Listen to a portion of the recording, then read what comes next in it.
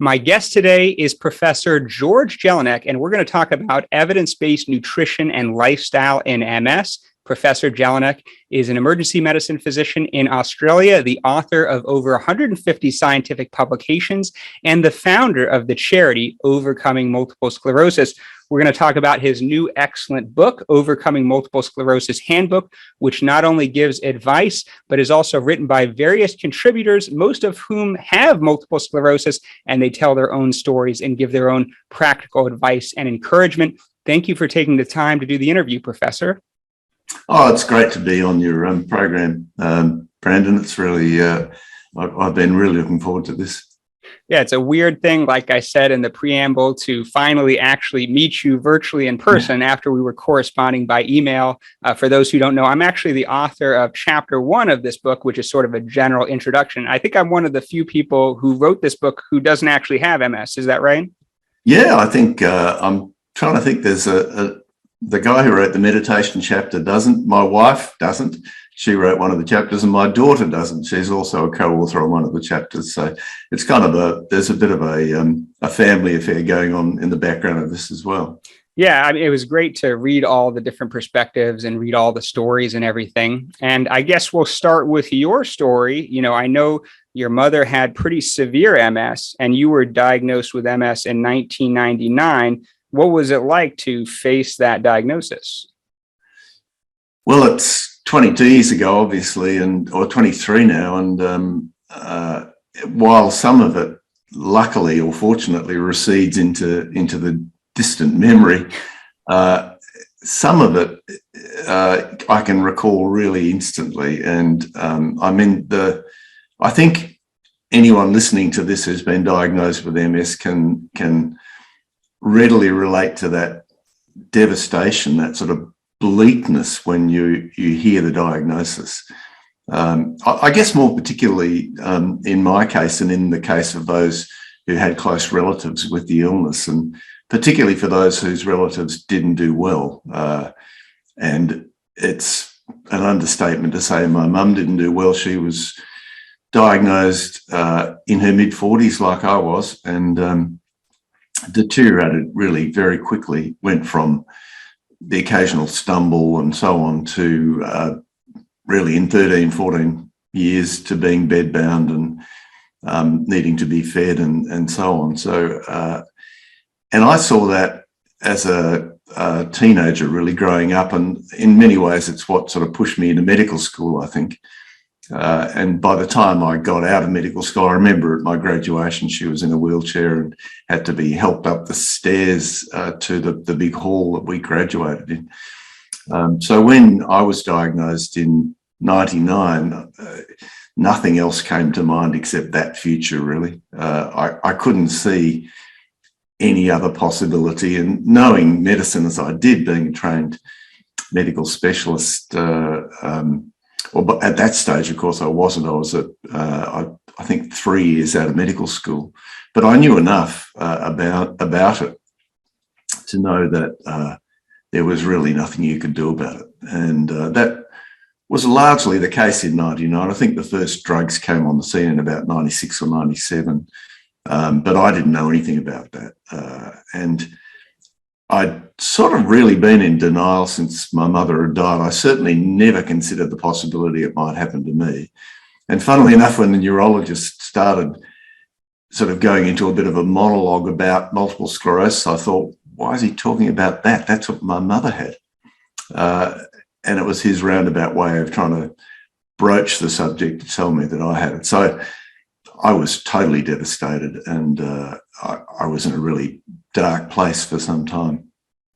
That is definitely understandable given the experience with your mother, and certainly just seeing people with MS come into the emergency room. So obviously you get a diagnosis like this, you are yourself a doctor, it's natural to do a lot of reading and research. What made you particularly interested about nutrition and lifestyle? Well, actually, funnily enough, I didn't start doing much reading and research in the first instance. I mean, I really, I had a typical medical training, really sort of classical medical training background, in that we learn almost nothing about nutrition.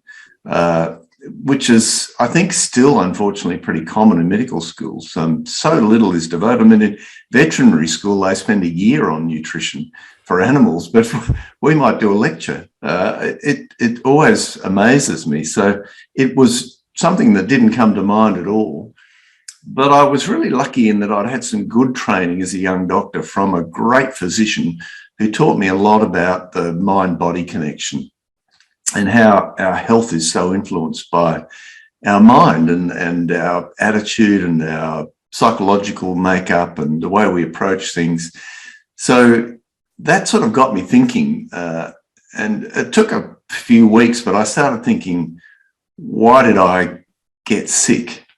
What is it about my life that's sort of out of balance? What's going wrong that would allow me to get sick at this time in my life? I was 45 and would otherwise, from the outside, appear to have been perfectly well.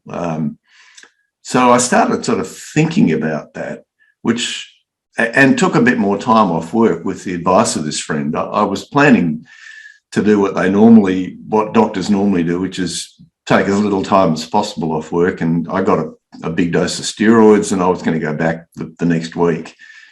But my wise medical friend said, look, this is one of the biggest crossroads of your life. Give it some time and space. You might not even decide to go back to work. Have a break, really think about it and give yourself some space. And that was actually the best advice I had. And in that space, very serendipitously, an email arrived from my brother just to say he wondered if I'd heard about this particular supplement that a friend of his was taking. She had MS and she hadn't had a relapse in 10 years. And I thought, the ears prick up when you hear something like that and there's no hope. At that stage, for me, there was no hope at all of avoiding a really terrible fate as I saw it. And so because I was pretty familiar with medical research, I was able to look that up. And it was the pretty early days of the internet, really, in 99. So I managed to do, I think I did a Alta Vista search or a Yahoo search or something. We didn't have Google then. Alta Vista, that's a blast to the past right there. That's a blast, isn't it? Yeah. So I found out that this particular supplement was actually a fat, a type of essential fatty acid. So I thought, well, and 3 papers came up that have been published in quite reputable journals to show that people taking this seem to have a rather less severe course. And I thought, why didn't I know about this? So I put fats and lipids into the search engine and cross-referenced it with MS. And blow me down, there's Swank's paper. It came up. And Swank's paper for me was a turning point. When I looked at this phenomenal study, really, how many medical research studies last 34 years? I can't name a whole lot of them. And it wasn't just an observational study where you kind of look at the health of people. There are certainly some long-standing studies that have gone on for longer than that, like the Framingham study in Massachusetts, and where the health of people is monitored over time epidemiologically. But this was actually an intervention study where Swank asked a whole lot of people with MS, 150 actually, to change their diets quite dramatically, and then followed them for 34 years with meticulous records on what they were eating and so on. And to my enormous surprise, published in The Lancet, so no lightweight journal, and to my enormous surprise, at the end of 34 years, those that had really dramatically cut down their animal fat, their saturated fat consumption, had really good outcomes. They were mostly still fit and working. And I mean, these are people who by then would have been in old age, really. And most of them hadn't even retired. They were still working, still fit, still active. And the majority who couldn't stick to this low animal fat diet were either dead or bedbound. And I thought, look, that's an amazing difference. And I thought, well, what have I got to lose? And that really began it for me. Once I looked into that, I thought, well, maybe there's other things out there that I don't know about. So I started in earnest then looking through the literature. And weeks later, I had my office at home, my study was just, back in the day when you didn't download copies of papers, all the medical libraries were sending me photocopies. So I had boxes and boxes of research papers on sunlight and vitamin D and exercise and you name it. And that really became what is now the Overcoming MS program. So, to talk about the Overcoming MS program, and I do have a separate video summarizing the program. You can take a look at that video by clicking the card above. But can you just sort of summarize the 7 steps, nutrition, and the other advice you give? Yeah, look, I put it into the 7 steps really to try and keep it simple, because it can be quite complex when you first look at it. But really, the first step is diet, and I think that's a key step, and it certainly was for me. The second is, and that's a low animal fat diet, not low fat, but a low saturated fat diet, which are mostly from animals, but also from coconut and palm oil. But also the quality of the diet's important, not just avoiding animal fat, but having a high quality diet. And that's been borne out since in multiple studies. But and by high quality, we really are talking about a whole food diet. So getting rid of the junk food, the processed food, where possible, and plant-based where possible. So you're avoiding all those saturated fats. So that's step 1. Step 2 was getting enough sun exposure, and where that's not possible, as it isn't in many places in the world, if you're in Canada or something, then bad luck through most of the year. You're not going to get much sun exposure. So you certainly won't get much vitamin D, and hence vitamin D supplementation for those who struggle. If you're living in Singapore, I don't think you need to worry too much about vitamin D supplements. But then exercise, which is a really important part of the program. And for that, actually, there's a much bigger and stronger evidence base than there is for the other parts of the program. And funnily enough, at the time of my mum's diagnosis, the conventional wisdom was, don't overdo it, don't exercise too much, you'll get hot, your symptoms will come back and so on. And we now know that that's really bad advice, and that regular exercise, both aerobic and strength exercise, is really helpful in all sorts of ways for people with MS, but it probably has a disease modifying effect as well, as far as we can make out from the best evidence.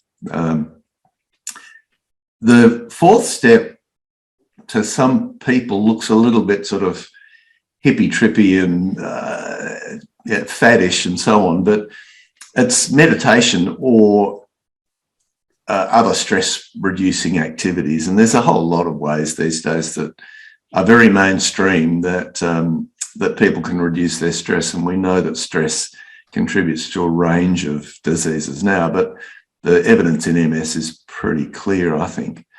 I think even for those who aren't unwell, meditation's a great life skill. It's a really good way to balance out the highs and lows of one's life. Step 5 is to take a disease-modifying drug if needed. Now, I always add the rider if needed, because it's extraordinary how many people who are on this program find that after time their disease gets very stable. And many have opted as a personal choice not to take the medication or to come off the medication and remain stable. So that's a possibility. But for many, and in fact, probably the majority, medication, disease-modifying drugs are a key part of the program. And that's in line with the best medical advice. The drugs have gotten better and better in the time since I first put the program together. I mean, when I was faced with a choice, I chose Copaxone because I thought it had far fewer side effects than the only real alternative, which was the interferons. Now, of course, you've got 12, 13, 14, I think in many jurisdictions of drugs, different drugs available. Some of them oral, some of them intermittent, some of them once off, sort of courses. I mean, there's a whole different variety, and some of them are really very effective now. We know in both stopping relapses or reducing them, and for many of them in reducing that progression to disability, which I think is the thing in the back of all of our minds once diagnosed with MS. From there, the final 2 points, the final 2 steps are really more about those around us in many ways.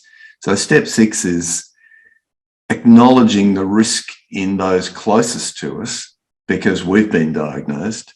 So in my case, my siblings and my children, and actively offering them alternatives to do something about that risk, because we now know that there is a variety of things that are possible to modify that risk. Now, there's no cure, as we know, and there's nothing that totally prevents people getting MS if they're at increased risk, but there are a number of things that significantly reduce that risk, and probably top of the list for me is adequate sun exposure and vitamin D supplements, keeping the vitamin D level in a healthy mid-range year-round, and particularly during winter. And then the last step is really about embracing this rather than seeing this as something that I've said or some other authority has said you must do. Embracing this as a new kind of exciting way to live your life, because actually, if you adopt these steps and adopt the whole program, which seems to work better together than just individual parts done on their own, it's a really great way to live. I mean, people generally find their cholesterol level comes down, their fitness goes up, their mental health improves. I mean, what's not to like about adopting the whole program and really doing it rigorously? So I call the seventh step, change your life for life. It's not a diet in the traditional sense or a one-off short-term thing.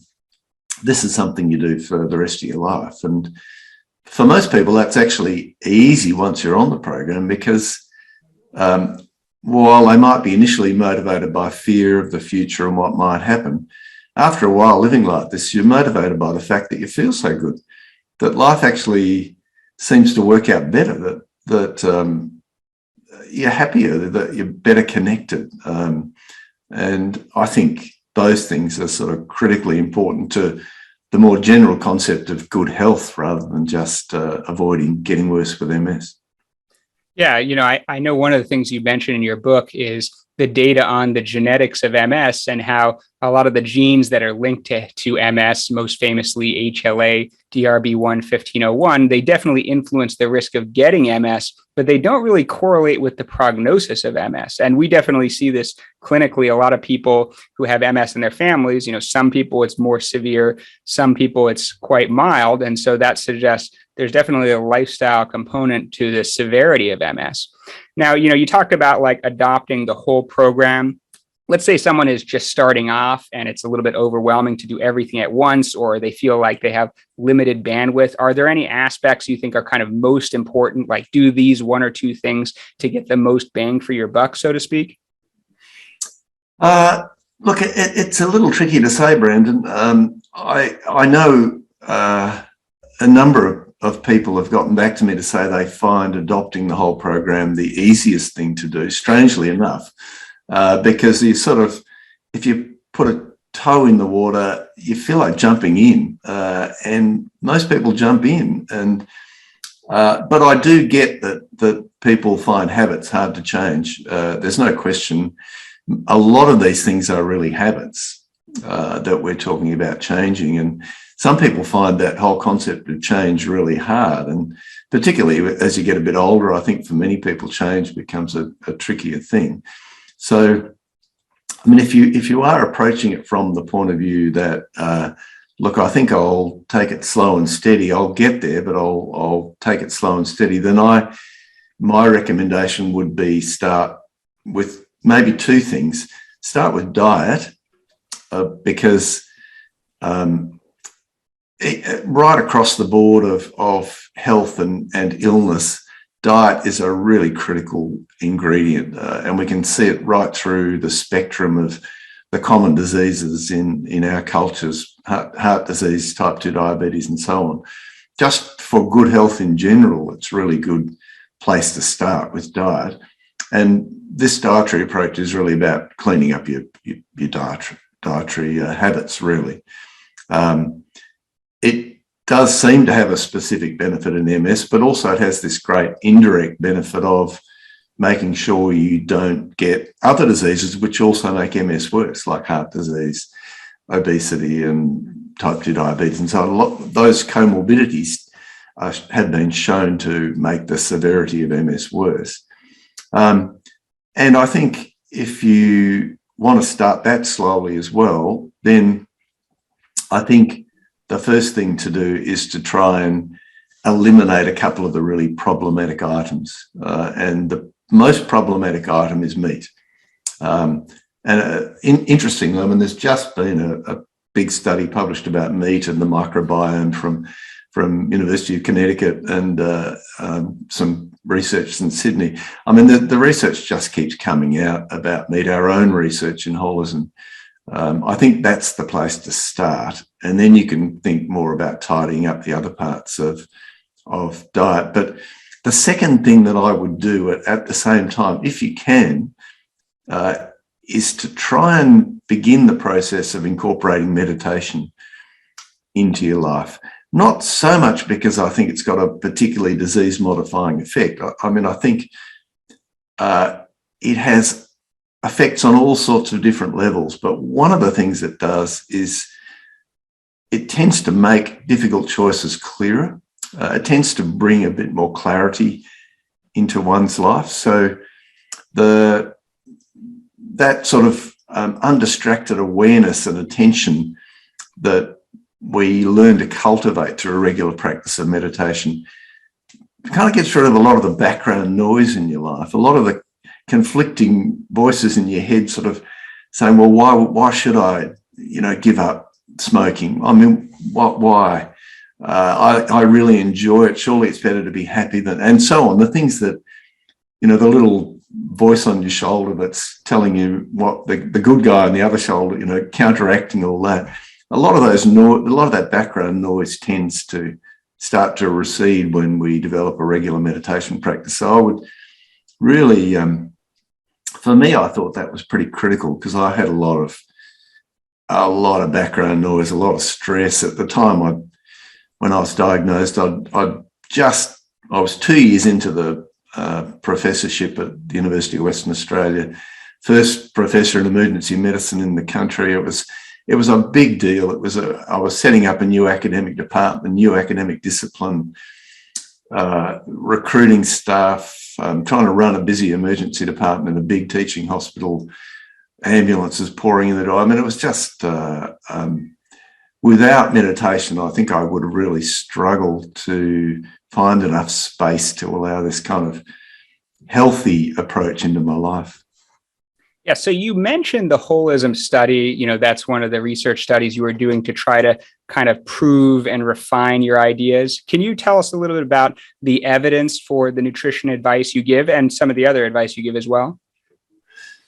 I think one of I'm not saying that you've got this wrong, but some of the misconceptions people have had in the past when they ask me about the program is that somehow holism forms the basis of the OMS program. And in fact, holism obviously didn't exist in 1999 when I put the program together the first time. And it has been refined and modified as new evidence has come in over the years. But the program was based on the sort of existing evidence base in the literature. And I started out holism in 2012 as a way of trying to examine whether the program held up in real life.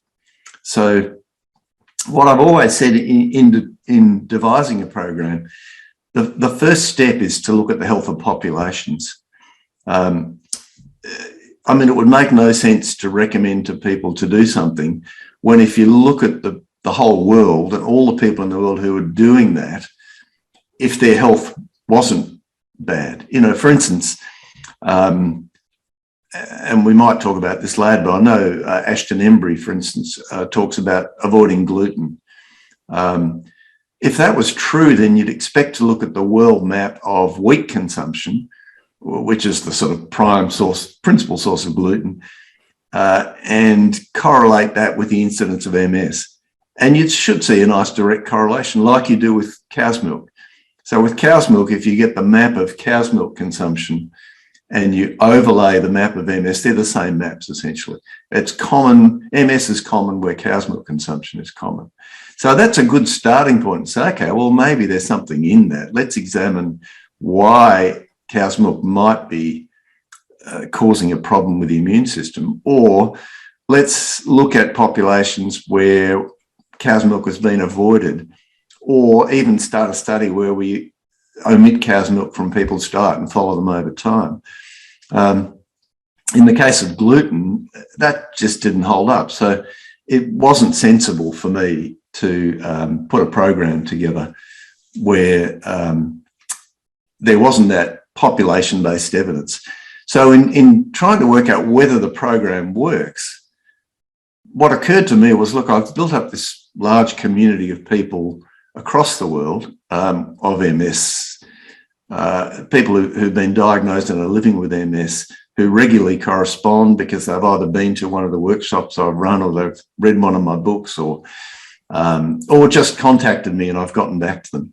So I thought, well, I've got a good relationship with these people. Why don't I ask them if they'd be prepared to contribute data about how they're living day to day, what they're eating, whether they're exercising, all the parts of the program, in a very long survey, a survey that probably took most people about an hour to complete. I mean, there were so many questions. And then if we get enough of those people, then I can do standard epidemiological statistical techniques on that. And we can work out whether the people who, for instance, get more sun, or eat less meat, or exercise more, have different outcomes over time if we watch them over time, not just right now when we first look at them, which is what we, for people who are listening to this, we call cross-sectional studies, but longitudinal studies where we actually watch them over time. So you can look at someone and say, okay, what are you eating right now in great detail? And then what's your MS like 2.5 years from now, 5 years from now, 10 years from now? Does what you're eating now predict what your health's going to be like in the future? Because, of course, if it does, that's critical validation of this program. And guess what? We managed to get over 3,000 people who signed up. A lot of them dropped out because they were put off by the length of the questionnaire or whatever. We ended up with 2,500 who started this study. And over time, people have naturally dropped out. This was an internet-based study where people were able to put their data in online. So we could analyze, we got the data immediately. We didn't have to send out paper-based questionnaires and so on. And guess what? Last month, European Journal of Neurology published our paper on diet quality and meat consumption at baseline, and in nearly 1,500 people, and what their MS was like 2.5 years later. And both diet quality, so the more people had a whole food, plant-based, high-quality diet, the less severe their disability was 2.5 years later. And for those who didn't eat meat, they had something like 75% lower risk of progression of disability. Like not just 10% or 20%, 75% lower risk. This is our research from holism. It can't be argued with. It's not an opinion. It's actually looking at a big sample of people, exactly what they're eating, and then without them being able to influence anything in the process, 2.5 years later, we look at their disability and compare it to what it was when they started. Those who ate better, didn't eat meat, were less disabled. It's just a statement of fact. Now, it's just one step shy of Swank's work of actually saying to people, okay, stop eating meat and let's see what happens. But in the medical evidence hierarchy, as you'll know, that is very strong evidence. It's not quite the randomized control trial level of evidence, but many, and in fact, the great majority of scientists would see that as pretty good evidence of causation. And we've repeated that with many of the different factors. I think out of holism, we've published around 45 papers so far. And I think the average viewer to this video should really be aware that these aren't in fly-by-night internet journals or whatever. This is in the good, strong, Medline Index medical literature. These are in some of the better neurology journals, the better public health journals in the world. And I mean, for me, the amazing thing was that you collect all this data, you put it all together, you go on for years collecting it, you get all the best epidemiologists in analysing, applying the best inferential statistics that you can, regression analyses with adjustment for all the confounders, all the really, really high level statistical epidemiological techniques. And then you press the enter button and the answer comes out supporting the program. Really across the board, there's hardly anything that I can think of that we've found that hasn't had a strong predictive association with better outcomes from the various aspects of the program. So for me, that was really strong validation that the program was on the right track. And of course, I mean, research is research. The whole idea of medical research is that it keeps getting better, people keep testing hypotheses, keep refining it. More and more people jump on board and say, look, okay, they found that in the holism study. Maybe that sample's a bit skewed in some way. Let's try it in the North American Research Committee on Multiple Sclerosis sample, 8,500 people published in neurology. Bang, they showed the same thing. Mind you, that was cross-sectional. They didn't have enough data yet for longitudinal. Then the Dutch MS registry thought, well, let's do that. They published their paper. Bang, they found the same thing. Well, the UK MS register, let's try it in the UK. Bang, they found the same thing. I mean, what we're finding here is a pattern right across different populations where these strong associations hold. And just interestingly, the Dutch MS study also looked at people who adhere to various different MS-specific diets, like the Overcoming MS diet, like the Best Bet diet, like the Wales diet, and so on. And they found that, and they looked at the Dutch dietary guidelines for healthy eating, and they sort of tried to correlate people's eating habits with how well they adhered to these guidelines. And they found that if you're following an MS-specific diet, like OMS, Wales, Best Bet, and so on, you had a better diet quality than the people who weren't following an MS-specific diet. And interestingly, they found the people following the OMS diet have the best diet quality.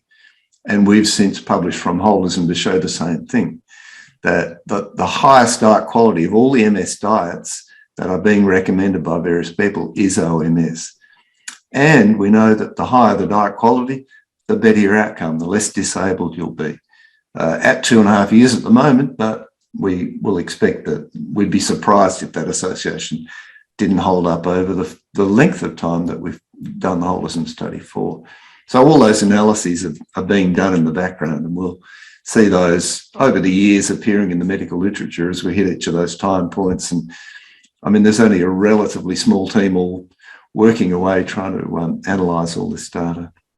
Yeah, I was very impressed by the results. I mean, obviously, we can't do a randomized trial and say, do this diet for 10 years or do a placebo diet. I mean, that's not practical. But, yeah. You mentioned a little bit some other diets like gluten-free and the Best Bet diet. For those who don't know, this was promoted by Ashton Embry, and it was also followed by Judy Graham, who's the author of Healing Multiple Sclerosis Naturally. I have a summary of that book if you want to check it out. So, I'm not trying to create any controversy or make you criticize anyone, but What are your thoughts on like some of the other popular MS diets, like the Walls protocol? Are they all good, or do you need to specifically follow one diet, or is it mostly avoiding dairy, avoiding processed food, eating a lot of whole fruits and vegetables? What are your thoughts on that in general? Well, I wouldn't criticise anyone either, Brandon. I think one of the sort of key messages from this is just adopting an attitude of doing something about this illness gives you a head start in the first place. So anyone who's looking into this, trying to do something about their health, is going to get a better outcome than if you do nothing. I mean, that almost applies to everything you do in life.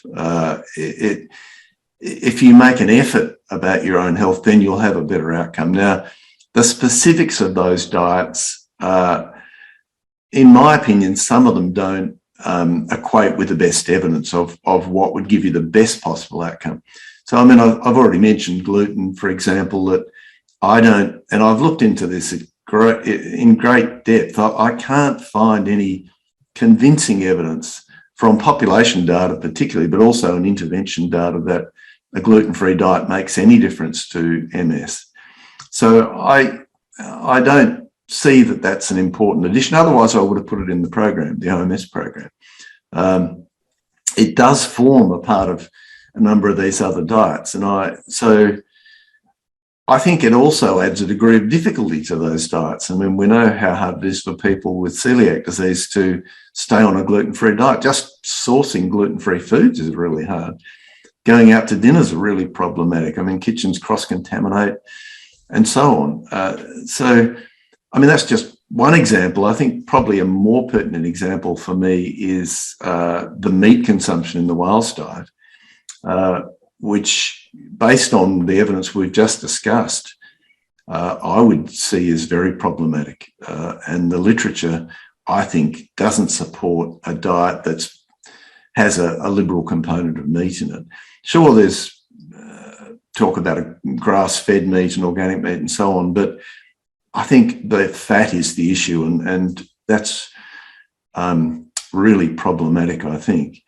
Other aspects of the program, I think, are quite reasonable. And certainly Wales, like the OMS diet, is a multimodal diet, people doing various different things, including exercise, and I strongly support that.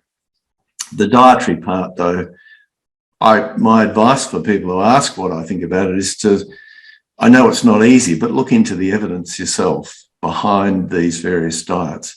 As far as the whole food plant-based diet goes, the McDougall diet, I am a strong supporter of that. I mean, it really is part of the OMS diet. The difference is we've added seafood to that. And the seafood is optional as far as I'm concerned with the OMS diet. And that's what we talk about in the book. Some people would prefer to do it in a whole food plant-based way. Some people would prefer to add seafood. The literature, I think, is not clear about that. Holism suggests that there's added benefit from having seafood as well, but people on a plant-based whole food diet do really well. And of course, McDougall did a randomised controlled trial of a whole food plant-based diet, and only in a small number of people, 25 roughly in each arm, and not for a long period of time. So it was difficult to determine what might happen to disability, but certainly their fatigue improved significantly in the treatment group. Yeah, so, yeah, I definitely noticed a lot of the contributors of the book, they were really into like a strictly vegan, whole food, plant-based diet. And I guess your opinion is it's not necessary, but it probably works very well. Yeah, I would think so. And look, the data on the benefit of that diet across a range of other diseases is pretty strong. Certainly in heart disease, Dean Ornish's work in heart disease, published in The Lancet and JAMA and other places, now Medicare-funded program across US hospitals, showing you can reverse coronary artery stenosis. Who would have thought that was possible back in the day he started that work? So I think that diet is a very healthy, very strong diet, and really it forms the basis of the OMS diet with optional seafood on top. Okay. Now, in your prior book, Overcoming Multiple Sclerosis, I thought it was really good. A little bit technical, a lot of Yeah. citations, maybe difficult to read. What were you trying to achieve, like with the Multiple Sclerosis Handbook? And by the way, I'll add an Amazon link in the description below if anyone wants to check it out. What were you trying to achieve specifically with this book? Well, I think in a sort of general principle way, I was very keen to get the spotlight off just one person. I mean, I'd written the previous book and its predecessor and the early taking control of MS books. I'd really been seen as the sort of founder of the program, the person who facilitated retreats and so on. And I thought what that unfortunately opens you up to is people who want to be critical, saying, oh, well, look, this guy's just lucky. Look, anyone can have a good course with MS. It's random. If you look at 100 people with MS, there'll be 2 or 3 like him. He's just one of them. And look, they might be right. I mean, I have adhered faithfully to this program for 22 years. And in my view, it's led me to the health that I currently have, which is perfect. It's as good health as I've ever had in my life, and I'm 68 this month, and running, swimming every day. I don't run every day. I run once or twice a week, swim every day. I certainly, as fit as I've been, I don't have any medical problems. I don't take medicine.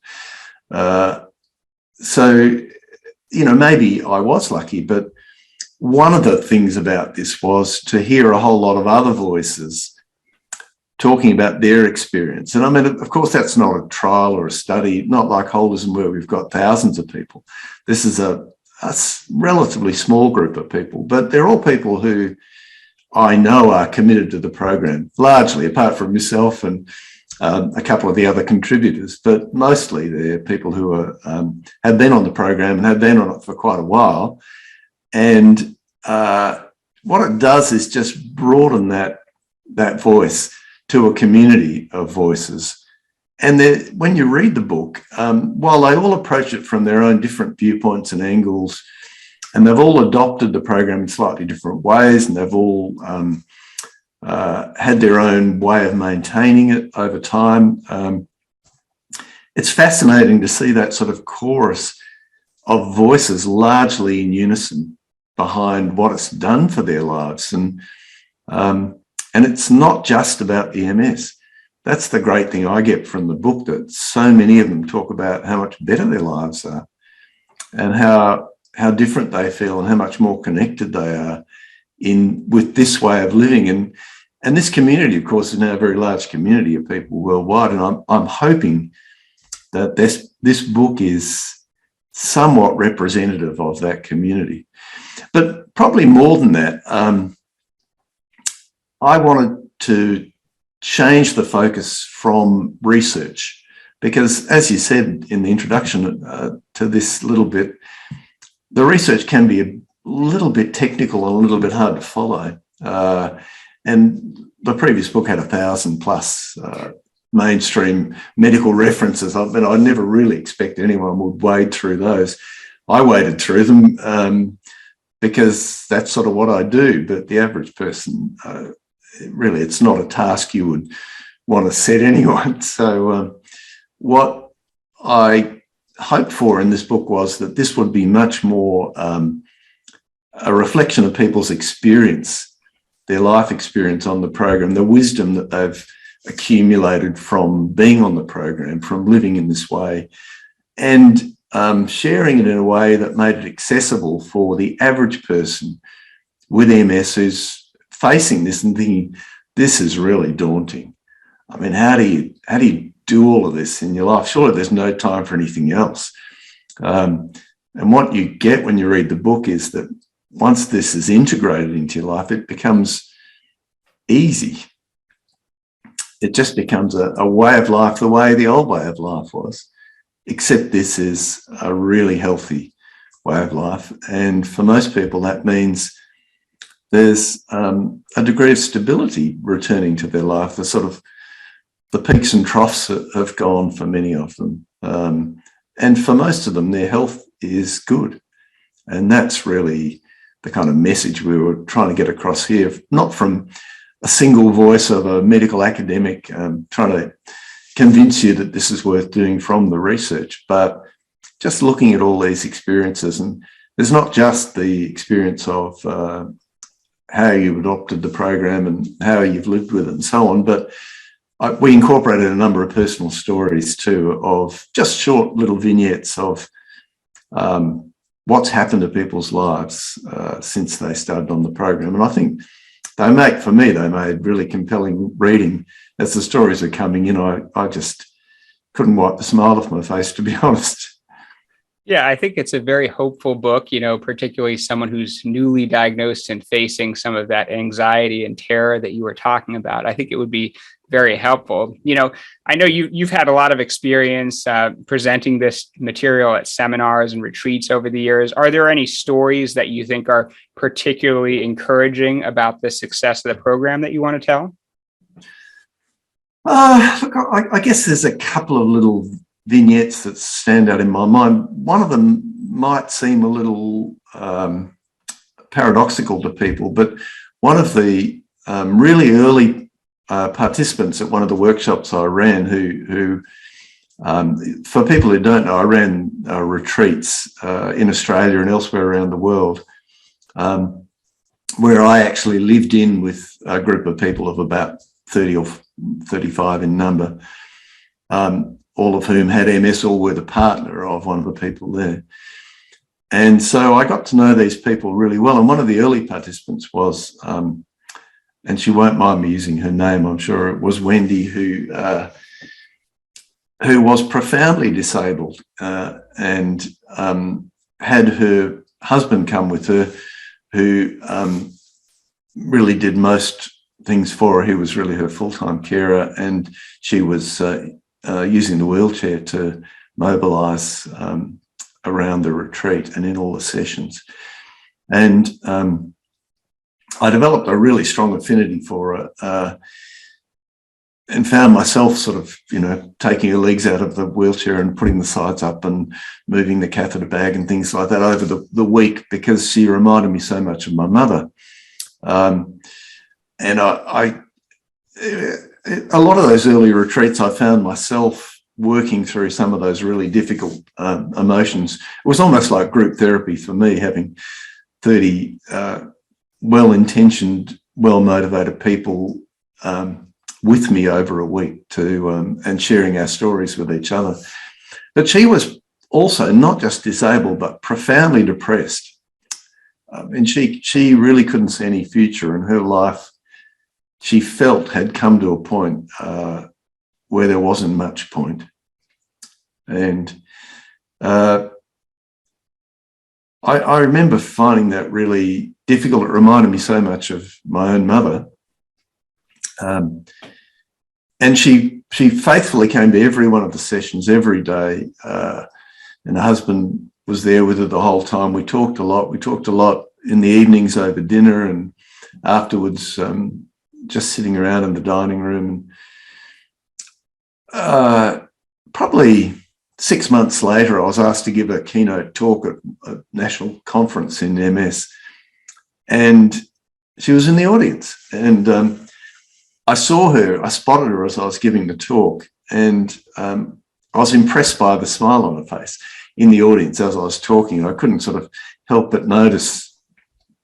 And at the end, she came up to me, her husband pushed a wheelchair up to me, and I started talking to her. And I could describe her as actually beaming. She was radiant, like she was sort of emitting this kind of energy of positivity and optimism. And I really was stunned. I was really stunned because her disability hadn't improved. She wasn't out of the wheelchair, or nothing miraculous had happened.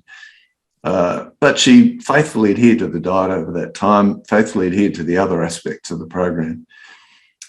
And her depression had lifted, and she had started reconnecting with people in her life. And she was out and she was social. And I thought I began to learn that actually it's not just about the sort of concrete numbers.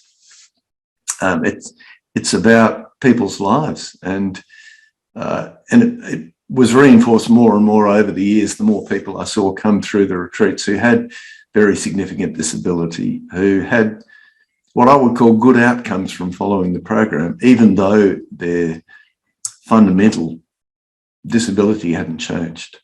So for me, that was a really important lesson, and something I think that's worth sharing with people who are in that situation.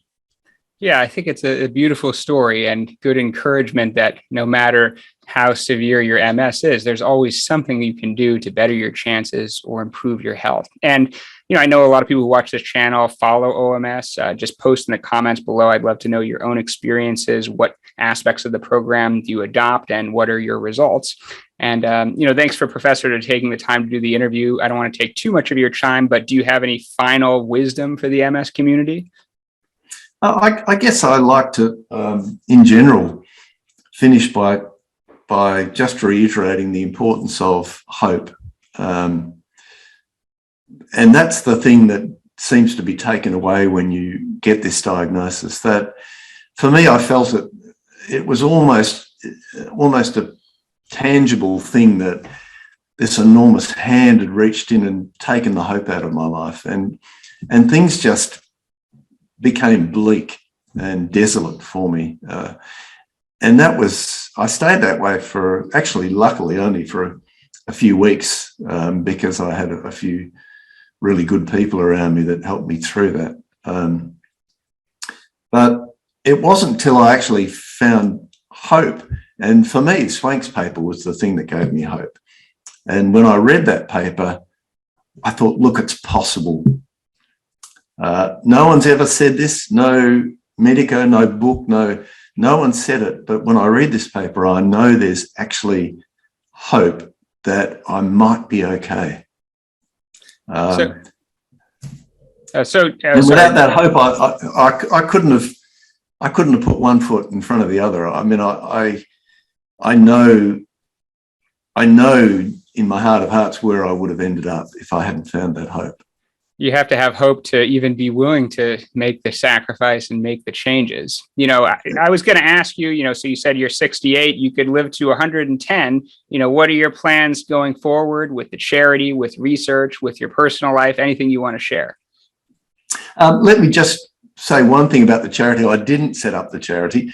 I set up the OMS organisation, but Linda Bloom actually set up the charity, which is based in the UK but is all over the world now. And Linda's recently stepped down as chair, and we've got a new chairman of the board of trustees, and it's grown into quite a big organisation. And we've got a CEO in London, and quite a few staff and so on. And it's important that people know that is now an organisation that's there to support this community of people with who are following the OMS program. But for me, there's a couple of research directions I'm still keen. I mean, I've retired now from the neuroepidemiology unit, and Sandra Neate now runs it. And Sandra, for those who don't know, is my wife and one of the co-editors of this book and author of one of the chapters, along with my daughter Pia, who's also, sadly for her, a doctor. I didn't push her. I didn't. She chose that all on her own. I shouldn't say sadly for her. She loves it. She's a family medicine doctor in Perth. But we've got a few clear research directions that I'm still involved with, and we're planning to launch an MS online course that really we've virtually finished developing it. We've tested it in a randomised controlled feasibility study against a standard care course. We're seeing some good early results, and we're going to roll that out over the next year or so in a major randomised control trial worldwide. So that, and it's really a course designed to introduce this program to people and how you go about doing it and what the evidence is behind it. So that's one to look out for, the MS online course from the University of Melbourne. The other thing, and we talked about earlier, you said how hard it is to do a randomised control trial where you actually ask people to make changes. That's always been my goal, to somehow get that off the ground. And I've been working steadily in the background, and we just hope that one day we'll conduct that within the UK MS register. We've been talking about this for years now with our collaborators in London. As you rightly point out, it is incredibly difficult to do lifestyle randomized control trials, and we need to work around all those obstacles and see if it's possible. So I'm sort of hoping for that. The charity's got its own goals. They're trying to broaden their reach to get out to more and more people with MS, to make this more accessible to people. So their website's overcomingms.org. Great website that has all this material on it. So I just put in a final plug there, Brandon. So you're still a busy man for sure. Thanks again for taking the time, and everyone check out the book, Overcoming Multiple Sclerosis Handbook, and have a nice day. Thanks very much, Brandon.